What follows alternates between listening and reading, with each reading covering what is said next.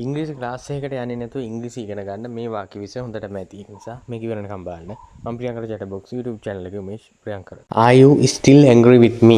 Are you still angry with me? ඔයා තාමත් මගෙත් එක්ක තරහද? ඔයා තාමත් මගෙත් එක්ක තරහද? Are you still angry with him? ඔයා එයාත් එක්ක ඔහුත් එක්ක තාමත් තරහද? අපි එහෙම අහන අවස්ථා තියෙනවනේ. දැන් ඔයාට අහන්න ඕන නම් ඔයා තාමත් එයාත් එක්ක තරහද? Are you still angry with her? Are you still angry with her? I am going to marry in March. I am going to marry in March. මම කසාද බඳින්නයි යන්නේ ලබන මාර්තු මාසේ. ලබන මාර්තු මාසේ මම කසාද බඳින්නයි යන්නේ. ඒකට අපිට කියන්න ඕන නම් එයා කසාද බඳින්න යන්නේ. එහෙම නැත්නම් ඔහු කසාද බඳින්න යන්නේ ලබන මාසේ මේ ලබන මාර්තු මාසේ කියලා. He is going to marry in March. He is going to marry in March. Forget the past. Forget the past කියලා කියන්නේ අතීතය අමතක කරන්න. ඇත්තටම අතීතයෙන් වැඩක් නැහැනේ. පෞවිච්ච දෙයක් ගැන කල්පනා කරලා වැඩක් නැහැ. වර්තමානයේ සහ අනාගතය තමයි ගොඩම වැදගත් වෙන්නේ අපිට. Forget the past. Forget the past. We were good friends those days. Those days කියලා කියන්නේ ඒ දවස්වල good friends කියන්නේ හොඳ යාළුවෝනේ.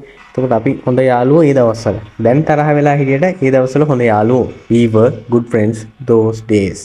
එතකොට අපි කියනවා කොහොමද? එයාලා හොඳ යාළුවෝ ඒ දවස්වල.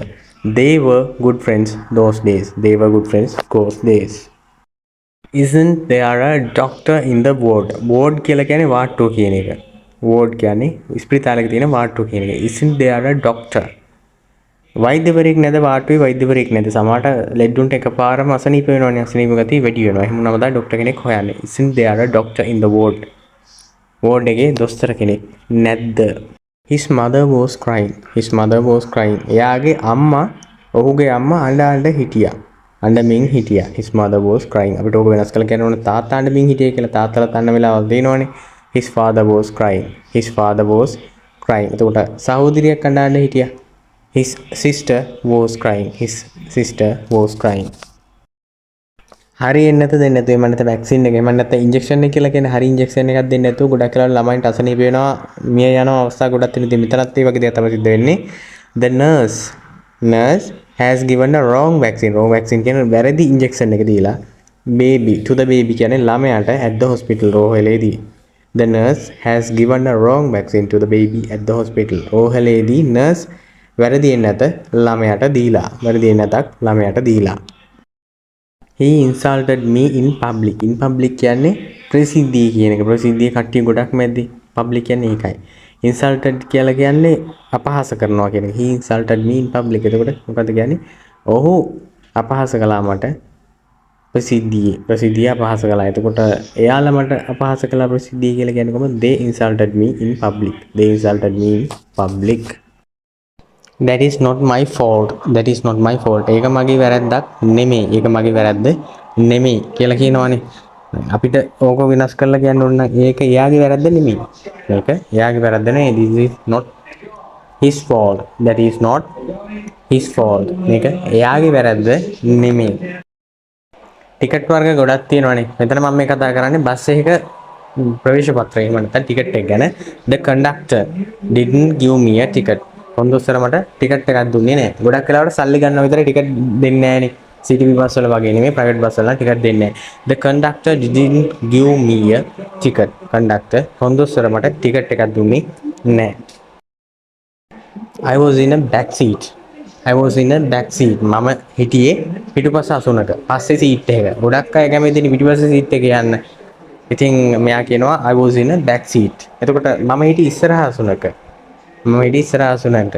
I was in a front seat. I was in a front seat. මම හිටියේ ඉස්සරහ ඉදිරිපස අසුනක. He is working as a porter in PETA. He is working as a porter in PETA. porter කියලා කියන්නේ මෙතන නාට්‍යාමි කියලා කියන්නේ අපේ භාෂාවේ. ඔය කොළඹ ඉන්න නාට්‍යාමි කෙනෙක් තමයි. එතකොට එයා වැඩ කරන්නේ කොළඹ. එහෙම නැත්නම් පිටකොටුවේ. පිටකොටුව වැඩ කරන නාට්‍යාමි කෙනෙක් තමයි එයා. He is working as a porter in PETA. එයා වැඩ කරන්නේ නාට්‍යාමි කෙනෙක් විදියට කොටුවේ Colombo කොටුවේ. He spent money carelessly. carelessly කියන්නේ අර පරිස්සමක් නැතුව කිසිම ගාණක් නැතුව සල්ලි වියදම් කරලා තියෙනවා. He spent කියන්නේ වියදම් කරා කියන එකනේ. He spent money carelessly. කිසිම අර පරිස්සමක් නැතුව සල්ලි වියදම් කරා. එහෙම වුණාම සල්ලි සතයක්වත් අතේ රැඳෙන්නේ නැහැ. He spent money carelessly. He got a big legacy after his father's death. Father's death කියලා කියන්නේ තාත්තගේ මරණින් පස්සේ කියන එක. After his father's death. එයාගේ තාත්තගේ මරණින් පස්සේ he got a big legacy. Big legacy කියන්නේ ලොකු දේපලක් හම්බුණා. ඒක තාත්තගේ මරණය. මොකද තාත්තගේ තියෙන දේපල ඊට පස්සේ අයිති වෙන්නේ තමන්ගේ දරු මල්ලොන්ටනේ. ඉතින් ඒක තමයි මෙතන කියන්නේ he got a big legacy after his father's death. ඔයාට පේනවද අර මිනිස්සයාව? Can you see that man? Can you see that man? දැන් ඔයා අහනවා දැන් අර ගෑනු ළමයා ඔයාට පේනවද? අර ගෑනු ළමයා ඔයාට පේනවද? Can you see that girl? Can you see that girl? ඊට පස්සේ අහමුද අර පොලිසි නිලධාරියව ඔයාට පේනවද? ඔයාට පේනවද police නිලධාරියව? Can you see that police officer? Can you see that police officer කියලා කියන්න පුළුවන්. They grow in deserts. They grow in deserts. එයාලා වර්ධනය වෙන්නේ ඩෙසර්ට්ස් කියලා කියන්නේ මොනවද? කාන්තාරවල. එයාලා වර්ධනය වෙන්නේ හැදෙන්නේ වැඩෙන්නේ ඩෙසර්ට්ස් වල. එහෙම නැත්නම් කාන්තාරවල. They grow in deserts. They don't grow in our country. They don't grow in our country. grow කියලා කියන්නේ වැවෙනවා, වර්ධනය වෙනවා කියන්නේ වැවෙනවා කියලා කියන්නේ ගස් වර්ග.